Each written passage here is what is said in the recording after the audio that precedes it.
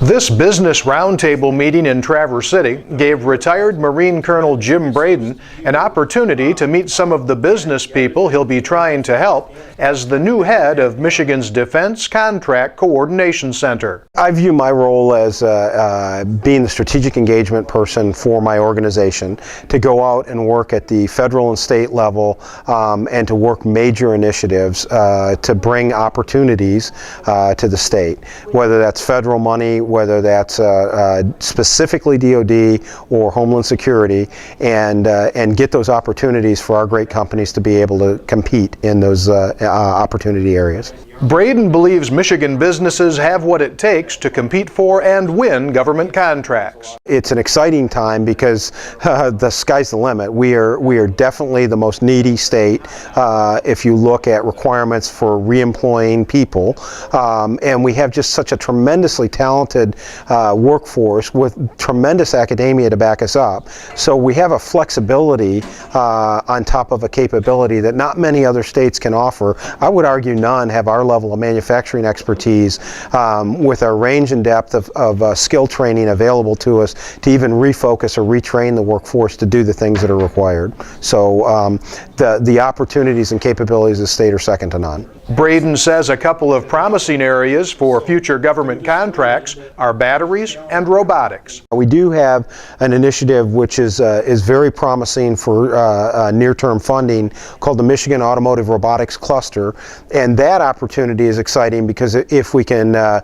compete and win there, we will bring federal monies to the state to help our companies compete in the robotics area. The state has done tremendous in recent initiatives on battery storage and now some other alternative power areas. All of those areas are really critical to the Department of Defense, and we're starting to see a relationship being created here in our state between the Department of Defense and Department of Energy. Oak Ridge National Labs is actually physically bringing some people here as a result of some of the recent battery wins, and tying those folks up with the research and development capabilities at places like the Tank and Automotive Research Development Command there at Tardec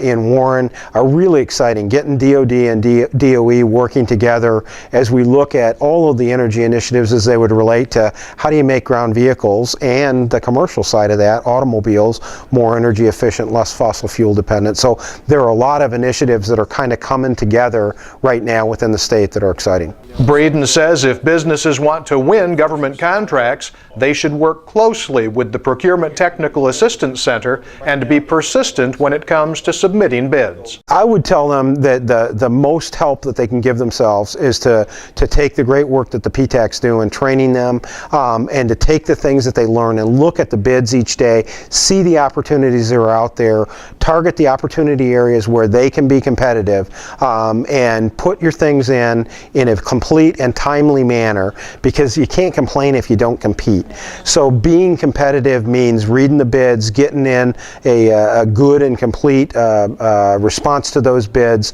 and unfortunately you have to compete numerous times to win once, but you know, success begets success, and that's where our Procurement Technical Assistance Centers offer great help, because they send out bids that will match what a company has for requirements, and that sort of helps them winnow down to focus on the things that they are looking and competitive to win.